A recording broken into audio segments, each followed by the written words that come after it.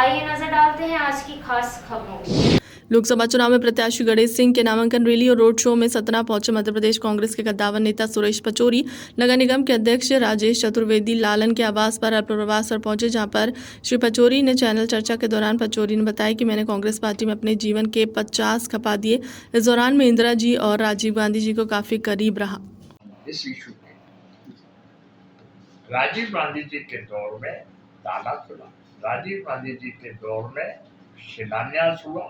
Supreme court या तो फैसला करे या दोनों पक्ष तैयार हो, ये कांग्रेस ने स्टैंड लिया। सुप्रीम कोर्ट ने फैसला किया कि अयोध्या में श्री राम जी का मंदिर बने, तो फिर प्राण प्रतिष्ठा समारोह के आयोजन के निमंत्रण पत्र के लिए बोले कि हमने ठुकरा दिया। कोई शब्दावली आप पढ़े लिखे लोग हमने गार्जियन को खो दिया, उसको तंज कहा जाए या उनकी अब वास्तविक। दिग्विजय सिंह जी कब क्या बोलते हैं और उस पर कितने स्थिर रहते हैं और कांग्रेस पार्टी उस पर क्या विचार करती है, रिएक्ट करती है, आपसे ज्यादा तो कोई नहीं जानता। कई बार वो सहमति भी कांग्रेस पार्टी नहीं देती उनके बयानों से। वर्तमान समय में लोकसभा में कांग्रेस से पलायन और भाजपा में विलय, तो इसको आप किस नजरिए से देखते हैं? लगातार ताबड़तोड़ कांग्रेस से लोग आ रहे हैं, उसमें एक छोटा सा बीच में बारीकी क्वेश्चन आता है कि क्या भाजपा सबको वो सम्मान दे पाएगी? प्रश्न ये है किससे क्या बात हो रही है, कौन किस उस पे जा रहा है नजरिए से, ये वो है। मेरा नजरिया मेरे तक सीमित है। मैं किसी लोभ, लालच, डर, भय से मेरे खिलाफ क्या आज तक एक भी इंक्वायरी हुई है? डिफेंस प्रोडक्शन में मैं रह चुका, मैं पर्सनल में रह चुका, जिसमें सीबीआई और सारे बैंक के चेयरमैन होते हैं, गवर्नमेंट ऑफ इंडिया के सारे ऑफिसर्स की, तो हमें क्या होगा? और हम तो सार्वजनिक रूप से कहते हैं।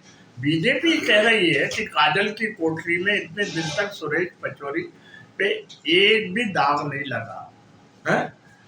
अगर बीजेपी कह रही है और अगर बीजेपी कह रही है कि ये राजनीति के संत हैं, तो कांग्रेस को इस पे विचार करना चाहिए।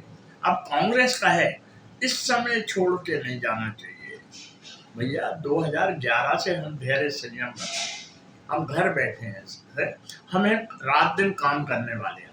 हम सुबह 5 बजे चले हैं शिवपुरी से, पन्ना आए, पन्ना के बाद हम कार्यक्रम में रहे और अभी फिर जा रहे हैं और कल होशंगाबाद जाएंगे। उससे पहले परसों हम विदिशा थे। हम बड़े सामान्य घर के हैं।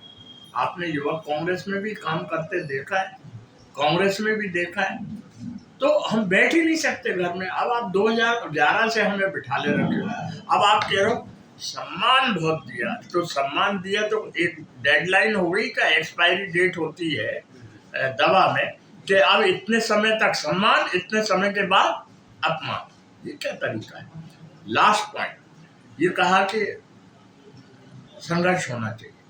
हम 2007-8 में आए, 38 सीटें कांग्रेस की थी दिग्विजय सिंह जी के समय, 71 सीट हुई, 4 सीट लोकसभा की थी, 12 हुई। उस समय हमने विधानसभा के वहाँ घेराव विभिन्न मांगों को लेकर करा। हमारी 6 की 6 रिप्स टूट गई। हम एडमिट रहे भोपाल में 7 दिन और फिर 3 महीने एम्स में। सोनिया जी तो हम पूछती रही, परवरिश लेती रही, राजीव गांधी तो आते रहे। ये उपदेश देने वाले जो नेता हैं, एक नहीं आया पूछने और बात करने और देखने। उसके बाद हम किसान आंदोलन में रहे 7-8 दिन, जब पाला और तुषार के उसमें मुआवजा दिलाना था। 424 करोड़ रुपए दिए गए केंद्र सरकार से, डॉक्टर मनमोहन सिंह जी ने भेजे। उस समय प्लेट रेट कम हो गए। एक भी नेता जो संघर्ष की सलाह दे रहा था मिलने नहीं आया। उन्होंने कहा नहीं, मध्य प्रदेश को क्यों पैसे दिलेगा? अरे भाई, आंध्रा वाले लेते हैं, तमिलनाडु वाले लेते हैं, हम क्यों ना लें? कहने की बात ये, पर उपदेश कुशल बहुत है।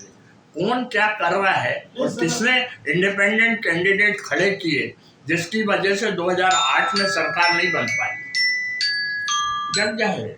सर